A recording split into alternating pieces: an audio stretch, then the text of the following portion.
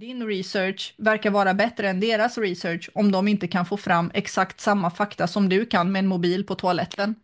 Lite pinsamt visst. Och kom ihåg, du är inte paranoid, du är informerad. Det är stor skillnad.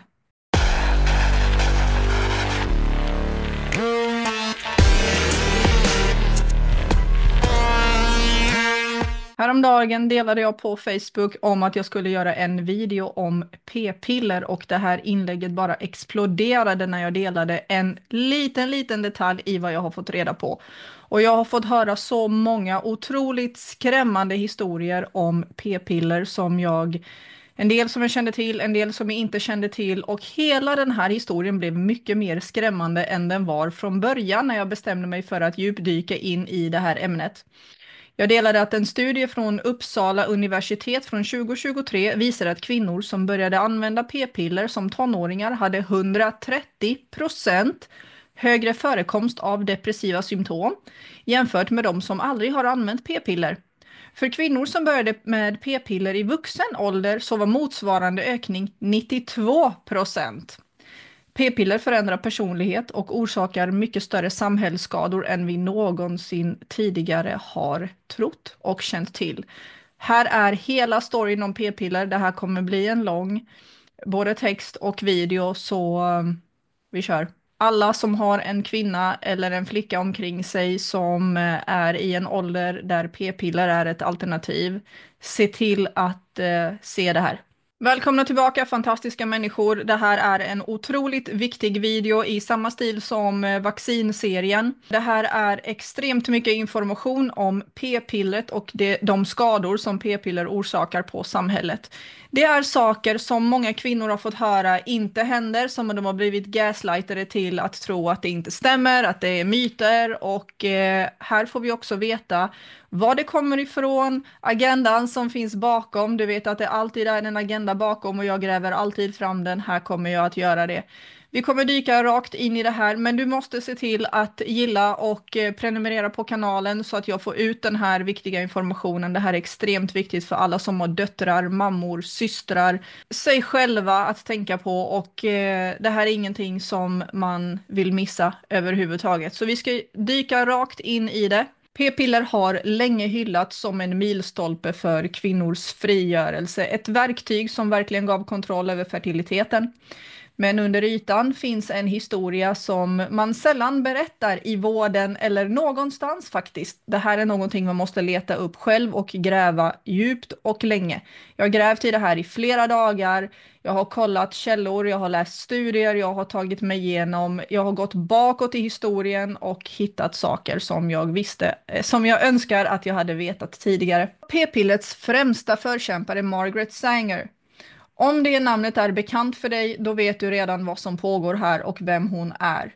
Hon är grundaren till Planned Parenthood, en organisation som egentligen borde terrorklassas, som låter som att de gör någonting väldigt bra, men de pushar för aborter, de pushar för väldigt dåliga agendor. Du ska få höra vad det här handlar om alldeles strax. Hon lyfts fram som en feministisk ledarfigur. Men hennes bakgrund och mål var riktigt kontroversiella. Hon står bakom det som kallades för The Negro Project från år 1939. Om du har tittat på min kanal genom åren så vet du att jag har pratat om den här kvinnan tidigare och hur hon står bakom hela abortagendan, vad Planned Parenthood står för och så vidare. Det handlar om befolkningsminskning i oönskade grupper i samhället. Korrekt. Det hette The Negro Project. Behöver jag säga mer? Sanger bedrev en kampanj för att minska födelsetalen i afroamerikanska samhällen. Fräscht. Och hon fick väldigt mycket hjälp, både ekonomiskt och med makt. Och du kommer inte bli förvånad över vilka det är. Det är Rockefeller-familjen och Population Council hjälpte Sanger med denna kampanj. Det handlade alltså inte bara om preventivmedel, givetvis. Preventivmedel var bara ett verktyg i hela den här agendan, i hela deras plan. Det var bara ett verktyg tillsammans med abort och tillsammans med en massa andra verktyg. Men det här handlar alltså bara om p-piller just nu. Befolkningskontroll är alltså hela grunden bakom det här och det är därför som vissa namn hela tiden kommer tillbaka, så som Sanger, Rockefeller, Population Council och flera organisationer som står bakom dessa olika typer av initiativ. Så hon startade The Negro Project 1939, men 1960, det var så först 1960 som man började förstå vad fasen det är som pågår här. Och protesterna började växa mot alla dessa initiativ. Det kom fram svarta ledare som kallade det här för ett svart folkmord. Och det blev en djup misstro mot Sanger och mot vården i sin helhet eftersom Planned Parenthood gjorde aborter och delade ut dessa läkemedel inom vården. Så misstron mot vården ökade och har faktiskt inte hämtat sig. Forskningen har efter massor med år börjat förstå att det som många kvinnor säger har hänt med dem på grund av dessa p-piller faktiskt stämmer. Och många år har kvinnor pratat ut i etern och försökt berätta vad det är som pågår, hur de blir förändrade av detta och massor med hemska biverkningar. Men det har inte fått något gehör i vården. Och studier har gjorts, men det mest fantastiska av allt detta det är att de som har tagit fram dessa p-piller kände faktiskt till dessa biverkningar långt innan, men höll det tyst och förnekade det i värsta fall. Studier har alltså visat att p-piller påverkar långt mycket mer än bara ägglossningen. Det visar att kvinnor som använder p-piller upplever nedstämdhet, depressiva symptom, kan leda till fullskalig depression och till och med självmordstankar. Det här är också någonting som kvinnor har pratat om, men det har förnekats. Hormonerna påverkar också attraktion och parbildning och det här tycker jag är riktigt läskigt. Enligt forskning publicerad i Evolution and Human Behavior år 2013 så står det att p-piller kan förändra vilken typ av partner som en kvinna dras till. Alltså, det bidrar givetvis till relationsproblem senare när kvinnan slutar ta p-piller och försöker få barn. Så under tiden som kvinnan tar dessa p-piller föredrar hon lite mjukare män, lite mer feminina drag. Och när hon slutar gå på p-piller så vill hon ha mer maskulina drag, lite mer testosteron, lite mer manliga drag i sina män. Så när hon sen har gift sig, skaffat barn och allt det här och sen slutar ta p-piller och inte gå tillbaka till dem så upplever hon plötsligt att det här är inte rätt person för mig. Hon har alltså varit helt personlighetsförändrad och det som hon attraherades till från början inte längre stämmer. Du kan ju tänka dig vilka problem det här ställer till i ett äktenskap. Det här har ju lett till ett ökat antal destabiliserade relationer, ökad otrohet och i förlängningen ett samhälle där fler och fler tvekar inför att bilda familj, fler och fler som skiljer sig, barn som står utan båda sina föräldrar och en massa problem. Det här är självklart inte den enda faktorn, men det här är ett stort problem, en stor faktor i hela det här sammanhanget. Och läkemedelsindustrin visste givetvis tidigt att biverkningarna var mycket allvarligare än man pratade om, mycket mer än vad man kommunicerade utåt. Och ett företag som heter Searle som låg bakom det första p-pillret Enovid hade på redan 1960-talet information om väldigt allvarliga biverkningar. Men man valde att tona ner de här riskerna för att man skulle få ut det här på marknaden. Man behövde behålla marknaden, man behövde få ut det här i befolkningen. Så p-piller innehåller syntetiska hormoner såsom östrogen och gestagen. Och det påverkar ägglossning och graviditet, men de påverkar inte bara själva fortplantningen utan det sprider sig till hjärnan och påverkar humöret på ett djupare plan. De vanligaste illamående, blödningsrubbningar, huvudvärk, det är kända biverkningar och någonting som alla egentligen kan leva med och inte tycker är ett problem. Men många kvinnor berättar faktiskt om en helt förändrad personlighet, att de kände sig väldigt arga under tiden som de tog detta, väldigt ledsna och deprimerade under tiden som de tog p-piller. Minskad sexlust är en av dessa, ökad sexlust är en annan också. Eller att de inte längre känner igen sig själva som människor överhuvudtaget. En fullkomlig förvirring i hela kvinnans väsen. Och då kan man tänka sig att det här kom ju fram på 1960-talet till stor del och sen har det gjort studier ända sedan dess. Varför får inte unga kvinnor veta detta idag? På ungdomsmottagningar och vårdcentraler. Varför får de inte veta idag att det här kan förändra hela deras personlighet? Att det kan rubba deras sexlust till mer eller mindre, att de kan känna sig deprimerade och få självmordstankar. Varför berättas inte det här för unga kvinnor som får p-piller? För allt möjligt idag. P-piller tas inte bara för att stänga av fertiliteten utan för många andra saker som vi ska gå in på sen. Många kvinnor har berättat att de har gått upp i vikt. ganska mycket också efter att de har börjat med alla typer av hormonella preventivmedel. Så notera att jag pratar just nu om p-piller, men alla dessa hormonella preventivmedel såsom p-stav och spiral med hormonbeläggning, alla de här sakerna påverkar också för att det är samma typer av hormoner. En genomgång av 49 studier från Cochrane Database år 2014 visar att p-piller inte orsakar någon betydande viktuppgång utan att förändringarna i själva verket handlar om tillfällig vätskeansamling på omkring 1-2 kilo. Men det här stämmer inte överhuvudtaget med vad massor med kvinnor själva rapporterar. Hormonerna i p-piller påverkar både aptit och ämnesomsättning och fettinlagring. Det är biologiska faktorer. Det här kan inte försvinna på bara 1-2 dagar. Det stämmer bara inte. Men kvinnorna blir inte hörda. Och ända sedan p-pillret kom in på marknaden så har kvinnors erfarenheter och berättelser systematiskt förnekats bara för att försvara p-pillrets rykte. Fattar du hur mycket pengar det här lilla pillret genererar? Redan när FDA godkände det första p-pillret av Searle på 1960-talet så kände tillverkaren redan till de här biverkningarna och tonade ner riskerna och blev godkända i alla fall. Det här avslöjades senare i PBS-dokumentären American Experience och det finns en länk till detta i min text i källor längst ner.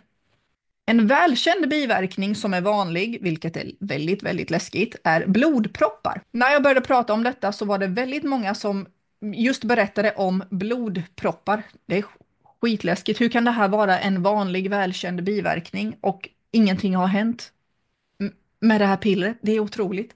Blodproppar är en välkänd biverkning alltså och i allvarliga fall kan det leda till en stroke eller hjärtinfarkt. Och risken ökar markant för kvinnor över 35 år och ifall de röker, ifall de har vissa andra hälsotillstånd och flera olika hälsoproblem. Men ingen är skyddad. Helt friska kvinnor påverkas också av detta. Och det här framgår i riktlinjer från The Mayo Clinic. Tänka sig. Andra vanliga biverkningar, ömma bröst, mellanblödningar, huvudvärk, de ses oftast som övergående, men många rapporterar alltså att det inte går över överhuvudtaget, utan faktiskt blir värre med tiden. Allt det här är signaler, oavsett hur milda eller tuffa de är, så är det ett tecken på att någonting har rubbat kroppens naturliga hormonsystem. Man kan inte låta bli att undra hur ett litet läkemedel som kommer från Margaret Sanger, som har finansierats av Rockefeller-familjen, som är kända för att jobba för befolkningskontroll och eugenik, leda till att det till denna grad har normaliserats. Är det ingen som kollar historien av saker längre? Det är helt otroligt. Det gjordes en stor dansk studie med över 1 miljon kvinnor och publicerades i JAMA Psychiatry år 2016 och visade att användning av p-piller ökar risken för att börja med antidepressiva läkemedel med 23%. Och risken för självmordstankar ökar markant, särskilt hos tonåringar och unga kvinnor. Helt otroligt.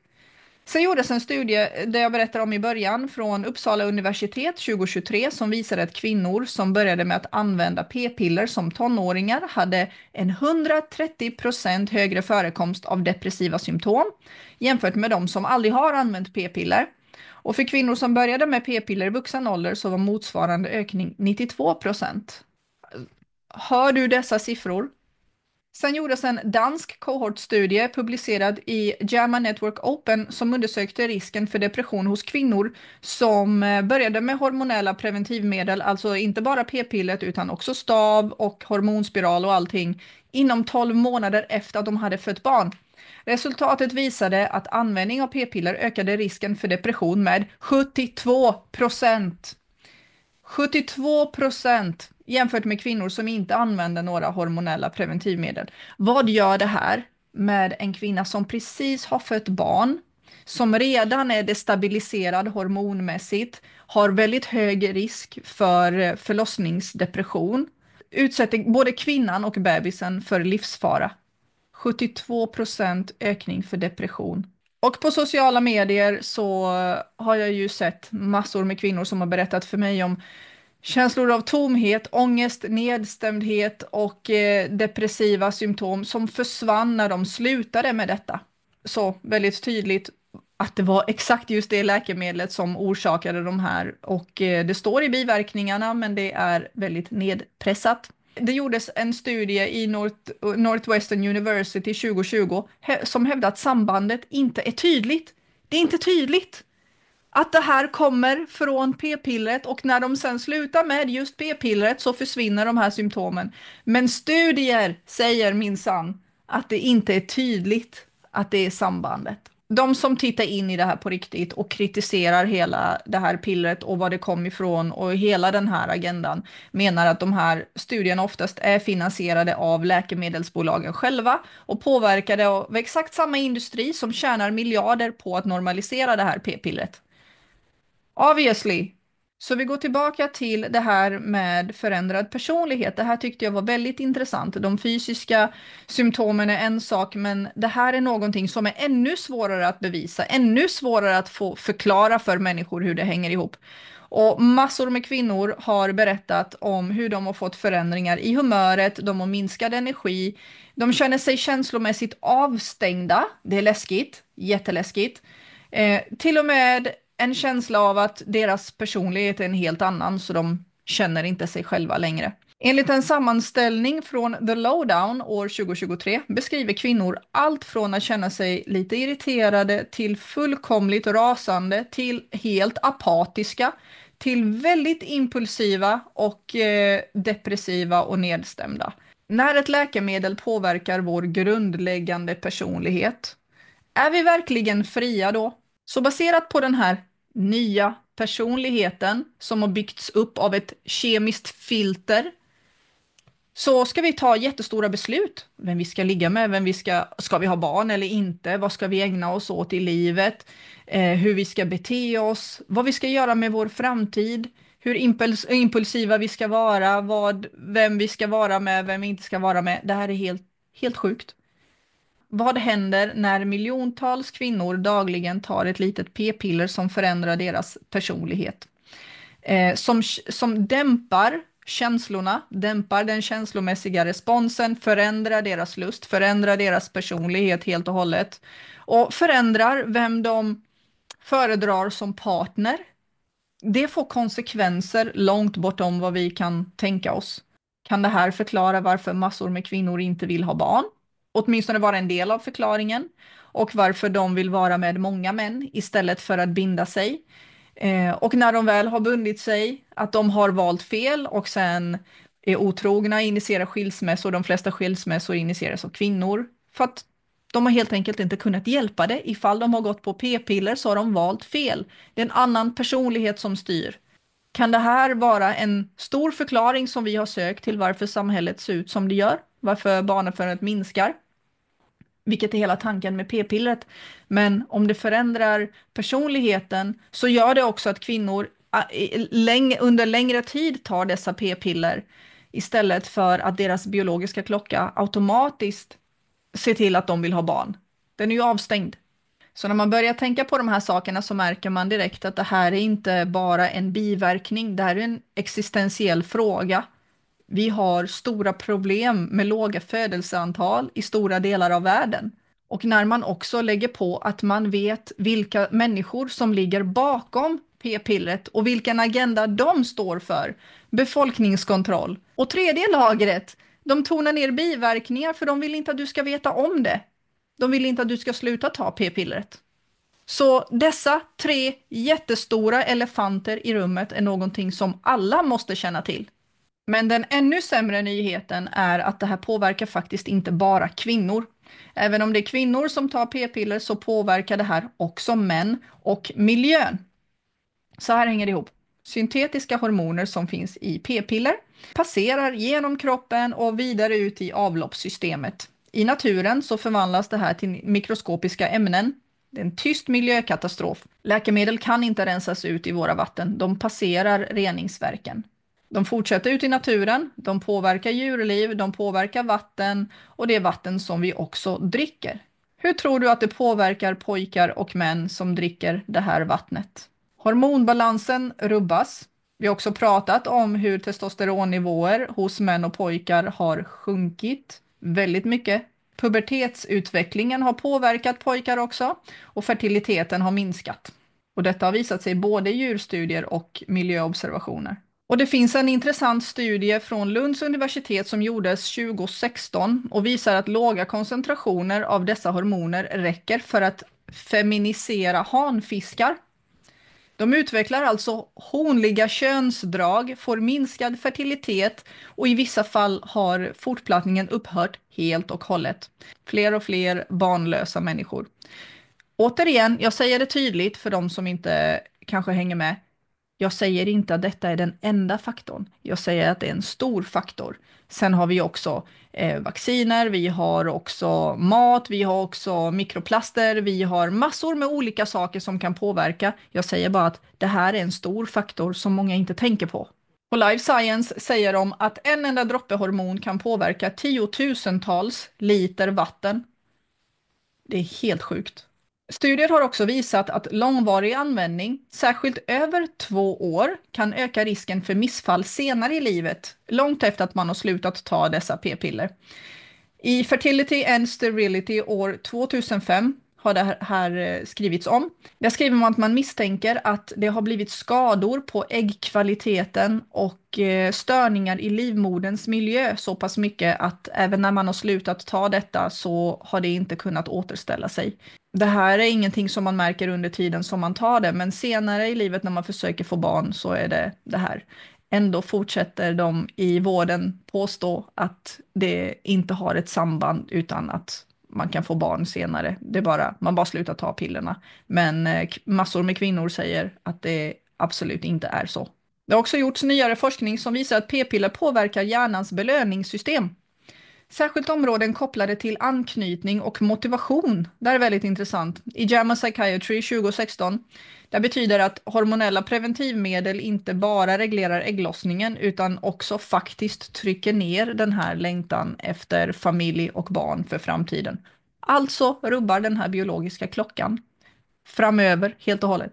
Så låt oss titta lite på finansiering av det här magiska lilla pillret som förändrar vårt samhälle. Det här gjordes inte bara möjligt av läkemedelsindustrin utan pengarna kom ju från Rockefeller-familjen. Men också en kvinna som heter Catherine McCormick. Det var en av världens första kvinnliga biologer. Hon hade examen från MIT och hon ärvde en shit ton av pengar av International Harvester-imperiet. Hon var en tidig feminist. Hennes man var bankiren Stanley McCormick. Han diagnostiserades med schizofreni och sen så fick han spendera resten av sitt liv på ett mentalsjukhus. Japp. Så hon fick aldrig barn, så kastade hon sig in i de här feministiska frågorna och gav alla pengar till detta. Hon ville skapa ett effektivt kvinnokontrollerat preventivmedel. Så hon donerade $2 miljoner på den tiden, det motsvarar alltså flera hundra miljoner dollar idag, till forskaren Gregory Pincus och läkaren John Rock för att utveckla det första p-pillret. Och hennes pengar gjorde ju jättestor skillnad. Utan henne så hade de inte haft ett laboratorium och de hade inte haft någonting att experimentera med från början. Men hela den här grejen fick ett riktigt uppsving när Enter the Stage, Rockefeller-familjen kom. 1952 så grundade John D. Rockefeller III organisationen Population Council. Det var ett globalt nätverk för befolkningspolitik och födelsekontroll. Gulligt. Och det var där som p-pillret verkligen blev deras lilla hjärtebarn. Och det pressades ut som kvinnors valfrihet, alltså kvinnors frigörelse. Tänk nu på, det här sammanföll jättebra med alla dessa metoder om att man skulle sluta amma tidigt och gå över till mjölkersättning för att frigöra kvinnan och för att bebisar skulle köras med gråta ut-metoden för att kvinnor skulle frigöras och kunna arbeta. Check. Okej, men hela det här p-pillret och när de spred ut det globalt så var det för kvinnors frigörelse, men de gjorde också riktigt vidriga saker här som inte hade med kvinnors frigörelse att göra överhuvudtaget. Det användes som befolkningskontroll i andra länder. Så Rockefeller började göra olika program. I Asien, Afrika och Latinamerika så drev de riktigt aggressiva kampanjer för att minska barnafödandet. Givetvis så gav de inte människorna den information som behövdes om vad det här skulle göra eller varför det här skulle göras. Det var alltså noll samtycke, det var fullkomlig tysthet om vad de gjorde. Så målet var, återigen, inte frigörelse utan kontroll, befolkningskontroll, makt. Efter andra världskriget så började växa en global rädsla för överbefolkning. Och sedan dess har vi matats med detta, överbefolkning, överbefolkning. Vi har matats med det här i evigheter. Och man fokuserade dessa resurser på icke-vita populationer i fattiga länder. Så p-pillret blev ett verktyg för att styra befolkningen i dessa länder.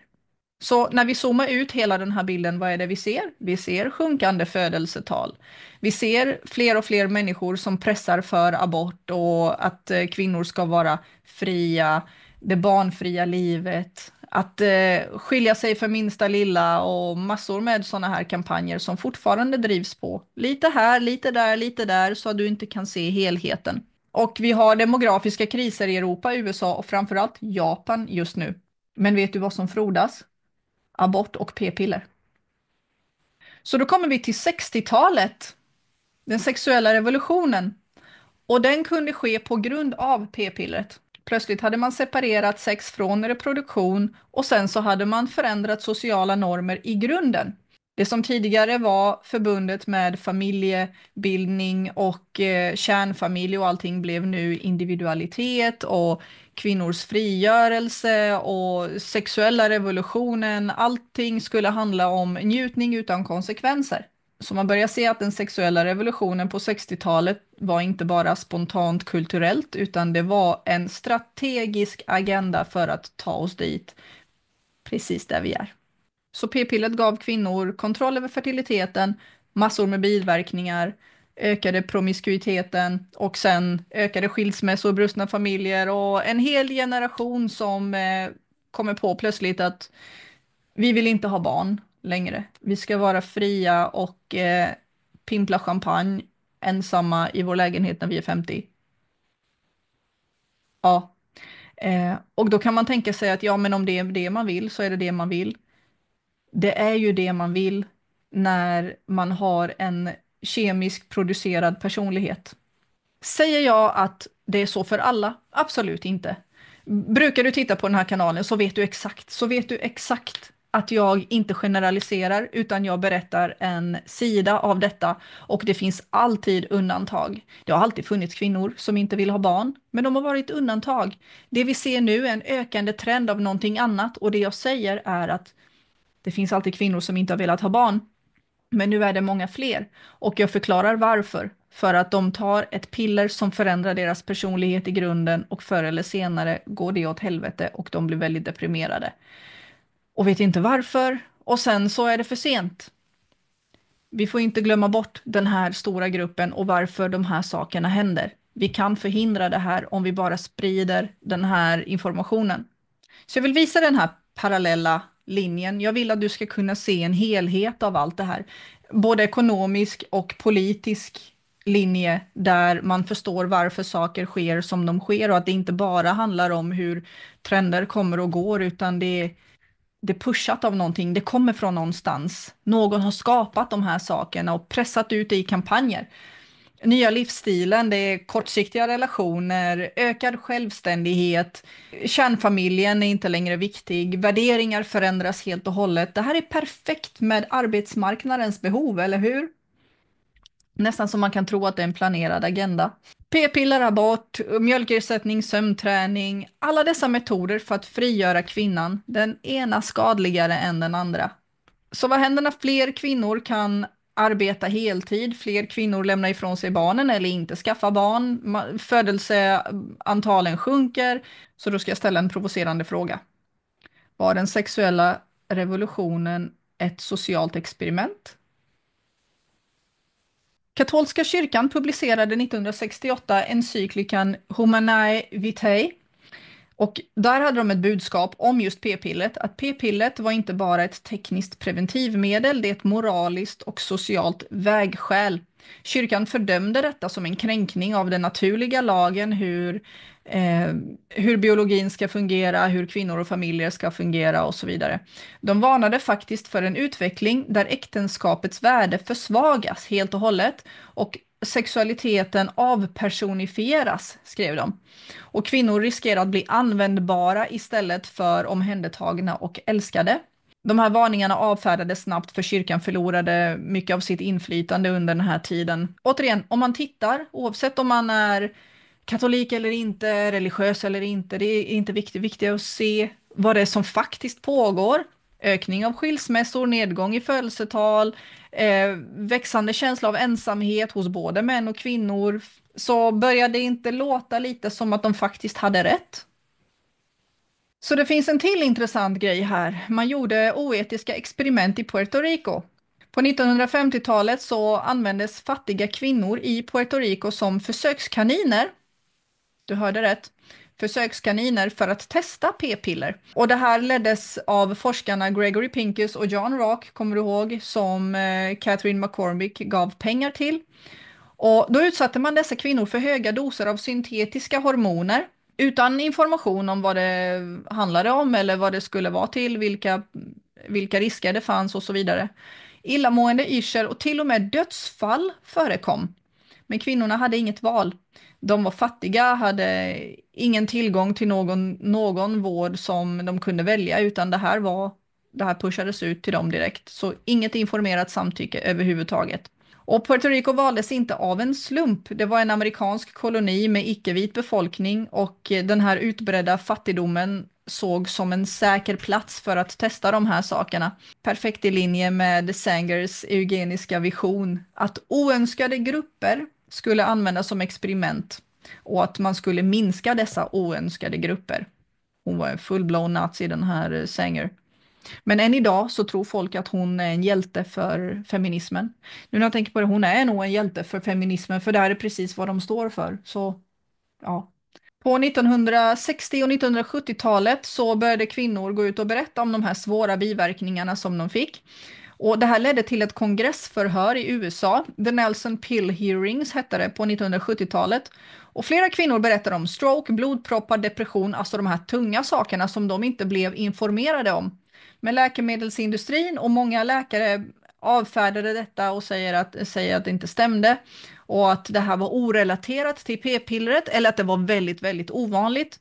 De här förhören finns dokumenterade och det finns en länk i min text på Substack om det här. Så det här visar hur industrin kände till det här hela tiden men kommunicerade aldrig ut det och än idag förnekade. Tidigare generationens p-piller från 1960 till 1980-talet innehöll mycket högre doser av östrogen, ofta 100 mikrogram. Idag ligger östrogendosen oftast på 20 till 35 mikrogram och det anses vara lågdos eller ultralågdos. Det finns något som heter minipiller också för de som inte vet. Och syftet var att minska de här biverkningarna såsom just blodproppar, stroke och illamående. Men många av de här moderna p-pillerna innehåller nya typer av gestagener, syntetiskt progesteron, och i vissa fall har det visats öka risken för blodproppar och stroke och alla de här sakerna som de tänkte att de skulle minska med att sänka östrogenet. Alltså ja, så det har visat sig öka risken mer än de äldre gestagenerna som användes. Otroligt. Så även om östrogenhalten har sänkts så har vissa risker kvarstått och faktiskt blivit högre. Vi kom ingenstans.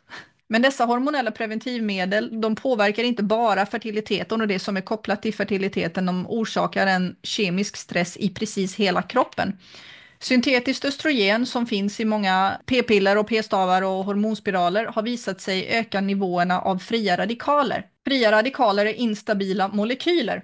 De angriper celler och bryter ner vävnad och driver på olika inflammatoriska tillstånd. När nivåerna av dessa molekyler överstiger kroppens antioxidantförsvar så uppstår något som heter oxidativ stress. Det är ett tillstånd som är kopplat till massor med problem i kroppen som vården inte kan hitta en orsak till exempel autoimmunitet, infertilitet, neurologiska rubbningar, för tidigt åldrande och cancer. Det intressanta här är att de här sambanden mellan hormonbehandling och vävnadsskador har varit synliga för de som jobbar med kroppen, till exempel gynekologiska kirurger. Många har sagt att de under operationer har sett inflammerad vävnad, cystor, förändrade slemhinnor och tumörer på grund av dessa p-piller och hormonbehandlingar. Ändå så har de inte fått höras, inte ens de här människorna som har sett det med egna ögon. Men p-piller ges inte bara för att förhindra oönskad graviditet. Tyvärr. Det här ges faktiskt till unga kvinnor för massa andra problem som är helt orelaterade till oönskad graviditet. Wow. För många kvinnor har p-piller blivit någon form av självklarhet, en livboj för andra problem. En av de vanligaste skälen till att kvinnor får p-piller är endometrios. Det är en smärtsam sjukdom där livmoderslemhinnan växer utanför livmodern. Det här orsakar kronisk inflammation, smärta, infertilitet och ibland akuta tillstånd som cystor som spricker. Det saknas botemedel för detta idag, så då kommer sjukvården och så säger de du borde ta p-piller, det är ett sätt att hålla sjukdomen i schack. Det botar alltså ingenting, det bara stoppar menstruationscykeln så att så att den naturliga menstruationscykeln inte pågår och det dämpar symptomen. Men sjukdomen fortsätter att utvecklas hos många och när kvinnan då en dag vill sluta med p-piller så kan det här bara med full kraft slå tillbaka helt och hållet. Då tvingas man leva på dessa p-piller under väldigt lång tid. Och nu har vi sett vad som händer när man tar dessa under väldigt, väldigt lång tid. Men det finns alternativ till detta. Man måste inte leva på p-piller. Det finns kostbehandling, kirurgi, antiinflammatorisk livsstil, många saker som man kan prova som faktiskt hjälper till från grunden istället för att dämpa symptomen. Det är någonting som är väldigt viktigt att veta och undersöka. När man går till vården och säger detta då och frågar efter alternativ så känner de inte till de här sakerna. De vet inte. Vården har ingen kunskap om de här sakerna. Du behöver leta hos alternativa läkare, du behöver kanske leta i andra länder såsom Tyskland där skolvården och alternativvården jobbar tillsammans. Du behöver leta hos näringsterapeuter, du behöver leta hos människor som kan det här. De finns oftast inte i vårdens lokaler, tyvärr. Även vid psykisk ohälsa så används p-piller ibland och bipolär sjukdom är ett exempel. Kvinnor med bipolär sjukdom får ibland dessa hormonella läkemedel för att jämna ut humörsvängningar som de har på grund av sin bipolära sjukdom. Eller för att undvika att det blir fosterskador på grund av de läkemedel som de tar för mental ohälsa och bipolär sjukdom och så. Så det kan orsaka fosterskador, så det är de p-piller också för att se till att det inte blir en graviditet som orsakar fosterskador. Så det blir många läkemedel. Men här kommer ett dilemma då. P-piller kan trigga nedstämdhet och depressiva symptom, emotionell avstängdhet och särskilt hos kvinnor som har lite mer sårbar hjärnkemi. Hjälper det då eller skapar det bara nya obalanser som ger exakt samma effekter? Många som tar p-piller för detta säger att det faktiskt hjälper till att jämna ut dessa humörsvängningar. Men det kan också förvärra tillståndet. P-piller skrivs också ut mot akne, PMS, PMDS, polycystiskt ovariesyndrom, PCOS, oregelbunden mens, smärtsam mens, hårväxt, migrän med hormonell koppling och något som heter hormonell obalans. Det kan vara vad som helst. Så det innebär att tonårsflickor ofta får detta om de har minsta lilla problem eller kommer dit och säger att de har smärtsam mens eller sånt. Så istället för att lära sig vad de ska äta istället för att få hjälp med detta eller balansera ut hormonerna så får de denna giftcocktail istället och sen så får de mycket större problem än de hade tidigare. Personligen tycker jag att när man använder samma läkemedel för att behandla menstruationssmärta och självmordstankar, hudproblem och psykiska problem och allt sånt här så är det inte längre vård, det är en marknadsmodell, det är pengar. Nu kommer vi till det viktigaste. Jag vet att det är väldigt lätt att känna sig liten inför vårdens jättar och vita rockar och att ingen lyssnar. Det finns svart på vitt att man inte lyssnar på människor som har de här problemen. Men varje förändring börjar med en röst och sen så blir det fler röster och sen så är det öronbedövande och går inte att ignorera. Och det är vad jag hoppas att det här ska leda till. Så det här är saker som du kan göra. 1. Dela din berättelse. Högt och tydligt, högt och offentligt. Om du har upplevt dessa förändringar och problem av p-piller och ifrågasatt det men blivit tystad, berätta din historia. Gör det offentligt i kommentarsfält, på sociala medier, i forum där man pratar om de här sakerna. Allt handlar om att riva den här tystnadskulturen. Det som du delar kan hjälpa någon annan som tror att de bara inbillar sig, som har blivit gaslightade, speciellt unga kvinnor, unga tjejer, som går på det här och inte förstår varför och givetvis litar på vården. 2. Utbilda andra, både andra i din närhet och inom vården. Skicka den här texten till din barnmorska till exempel. Skicka den här texten till din dotters skolsköterska, din mamma, din syster, partner, vän, vem som helst. Dela detta. Det behöver inte vara kvinnor, män som har systrar, döttrar, mammor, partners som kan lida av de här problemen. Det här kan vara en lösning för hela familjen. Säg bara, det här är något som vi behöver prata mer om. Du behöver inte övertyga någon, du kan bara så ett frö. Skicka iväg, starta samtalet, så ett frö. 3. Kräv valfrihet. Det ska alltid vara informerat, aktivt samtycke. Ingenting får ske längre i vården utan informerat, aktivt samtycke. De ska fråga dig och de ska ge dig all information som de har.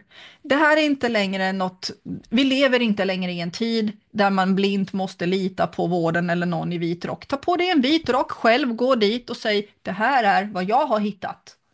Sen kan de förneka det allt de vill. Men din research verkar vara bättre än deras research om de inte kan få fram exakt samma fakta som du kan med en mobil på toaletten. Lite pinsamt visst. Så nästa gång du erbjuds något hormonellt preventivmedel, ställ frågor, kräv svar, be om källor. De vill att du ska kolla källor hela tiden, be om deras källor, se vad som finns där. Dokumentera samtalet, väldigt viktigt, för att man blir väldigt ofta gaslightad i sådana här situationer. Be om alternativ. Vilka alternativ finns det? Varför känner de inte till alternativ? Är inte de läkare? Ska inte de läka? Varför känner de inte till alternativ? Gå inte in med en sån här ofta påstridig eller aggressiv ton som jag har just nu när jag pratar om detta. Utan gå in, ställ frågor, var nyfiken, för inom vården finns jättebra människor som är intresserade. Jag har själv träffat dem. Så ställ frågor. Du kommer märka om de är intresserade, om de kan eller om de känner sig hotade eller om de redan vet eller om de inte vet. De kanske är nyfikna och vill veta. Det är precis vad vi hoppas på. Men du är inte besvärlig, du är informerad och du har rätt till informerat aktivt samtycke. Du är inte besvärlig, det här är din rätt. Du ska veta vad som ska in i din kropp och hur det påverkar dig och din familj. 4. Starta en motrörelse. Liten eller stor, det spelar ingen roll. Det låter så himla stort, en motrörelse. Men en lokal grupp, en läscirkel, en telegramkanal, en liten grupp på Facebook, en e-postlista, det kan vara vad som helst. Skriv ut den här artikeln, bjud in en massa människor och skicka ut den här texten eller videon. Så kan alla människor själva bestämma om det är något de vill ta till sig. För att återigen, vi har alla rätt till informerat aktivt samtycke. Om man sedan blir serverad med någonting och inte vill ta del av det, då har man också gjort ett aktivt val. Det är ett beslut också att inte läsa. Det du gör i det lilla skakar i det stora. När vi alla gör sådana här små saker, tänk om alla människor som lyssnar nu skickar det här till 5 personer, säg bara 5 personer. Föreställ dig vilken kraft det ger och föreställ dig hur många unga flickor som vi kan nå som aldrig behöver gå in i den här fällan. 5. Stör narrativet där det sprids. Kommentera p-piller när det sprids i artiklar, när tidningar skickar ut detta, när det hyllas slentrianmässigt i samtal och så vidare. Berätta om vad du nu vet. Skicka denna video eller text som jag kommer skicka en länk till exakt den här texten. Ställ frågor. Det ska vara informerat, aktivt samtycke. Frihet glorifieras hela tiden nu bland alla sådana här feministiska grupper. Men vad innebär det? Varifrån kommer deras frihet? Varifrån kommer det här? Hur mycket frihet är det när vi blir helt personlighetsförändrade? Starta samtalet bara. Det behöver inte bli konfrontativt, det behöver inte bli någonting större, men bara så ett frö. Och kom ihåg, du är inte paranoid, du är informerad. Det är stor skillnad. 6. Skydda nästa generation. Det här är det viktigaste som vi kan göra. Prata med flickor, med unga, pojkar också, de kommer ju ha flickvänner och allting. Prata med ungdomar innan fel människa gör det. Visa hur hormoner påverkar känslor, visa vad som kan hända när hormoner rubbas på något sätt. Ge dem verktyg. De är väldigt smarta. Ungdomar är väldigt smarta och jag tror att den här nya vågen ungdomar nu är mycket mer pålästa än den tidigare generationen. För att de har allting i sin telefon. De behöver inte lita på någon. De kan bara leta upp själva. Hjälp dem. 7. Stå kvar när det blåser. Det här är jätteviktigt. Du kommer bli kallad för foliehatt. Du kommer bli kallad för konspiratorisk. Även om alla studier finns här. Alla källor är här. Allting som jag har sagt går själv att läsa. Allt går att komma fram till själv här. Du kommer bli kallad för gammalmodig, ovetenskaplig, ditten och datten. Men stå emot. Alla har rätt att välja att ta till sig eller inte ta till sig. Men alla kan inte ta till sig när till och med våra myndigheter och vården och läkemedelsbolagen undanhåller den här informationen. Så stå kvar, det är väldigt, väldigt viktigt. Den som stör systemet får alltid hat innan hon får respekt. Och vi behöver inte respekt, vi behöver bara hjälpa. Vi har alltså kommit fram till att p-piller inte är en befrielse. Det kommer från Sangers populationsagenda. Det orsakar psykisk ohälsa, avstängda tjejer, massor med lösa relationer, trasiga relationer, barnlöshet, frivillig och ofrivillig och miljöförstöring och feminiserade pojkar. Listan är skitlång. Skrik ut sanningen och kräv förändring och låt inte det här hända era döttrar. Alla källor till allting som jag har pratat om finns på Substack och där finns en lång källförteckning med precis allting och där jag sa att det var. Så gå in där och läs och sprid videon eller sprid text. Allting här, hela mitt arbete kring detta är här. Gör vad du behöver med det.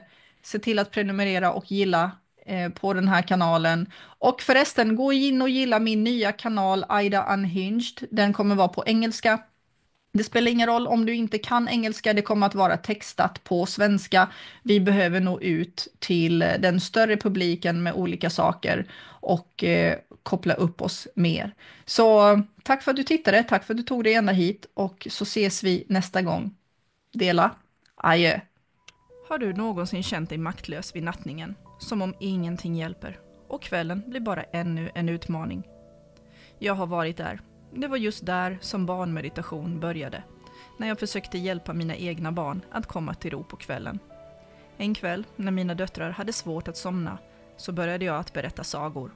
Men inte vilka sagor som helst. Jag fyllde dem med meditationstekniker, andning och visualiseringar. För att hjälpa dem att hantera känslor och släppa dagens stress. Och det fungerade. De började inte bara somna lättare, de började också att prata om sina känslor på ett helt nytt sätt. Vi skapade barnmeditation för att fler familjer skulle få uppleva det som vi gjorde. Appen kombinerar kraftfulla verktyg som NLP, visualisering och andningstekniker med lugnande sagomeditationer och rörelsemeditationer för barn som behöver få ur sig energi innan de kan varva ner. Responsen som vi har fått är otrolig.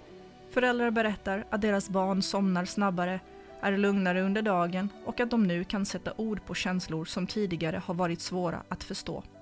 En mamma berättade att hennes son hade sagt: "Det känns som att det blåser mindre i huvudet."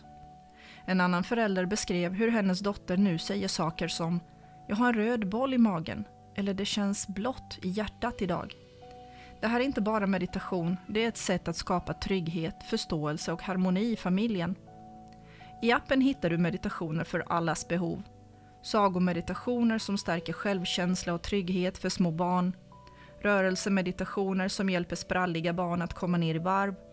Ljud som white noise och mantran för bebisar och små barn. Meditationer för stora barn och vuxna, för att vi föräldrar behöver också lugna stunder och komma tillbaka i kontakt med våra känslor. Med barnmeditation så kan du skapa lugna kvällsrutiner, stärka banden till dina barn och ge hela familjen verktyg för att hantera vardagens utmaningar.